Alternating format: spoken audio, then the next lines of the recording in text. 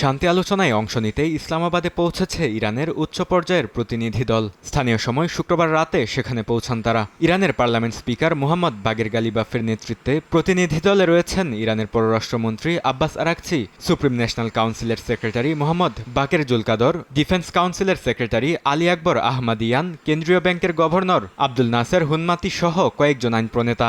ইসলামাবাদে পৌঁছানোর পর তাদেরকে স্বাগত জানান পাকিস্তানের উপপ্রধানমন্ত্রী ও পররাষ্ট্রমন্ত্রী ইসহাক দার। ইরানের সঙ্গে আলোচনায় যোগ দিতে ইতিমধ্যে পাকিস্তানের উদ্দেশ্যে রওনা হয়েছেন মার্কিন ভাইস প্রেসিডেন্ট জেডি ভ্যান্স। তার নেতৃত্বে আলোচনায় অংশ নেবেন প্রেসিডেন্ট ডোনাল্ড ট্রাম্পের বিশেষ দূত স্টিভ উইটকফ, ট্রাম্পের জামাতা জেরেড কুশনার ও সেন্টকম কমান্ডার ব্রেড কুপার।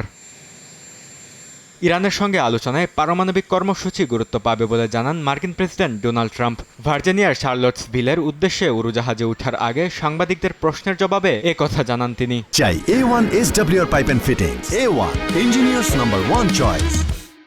ইরানের সঙ্গে আলোচনা আগামী সপ্তাহগুলোতেও চলবে কিনা তা নিশ্চিত নয় বলে জানান ট্রাম্প। হরমুজ প্রণালী খুব শিগগিরই খুলে দেওয়া হবে বলেও দাবি করেন মার্কিন প্রেসিডেন্ট।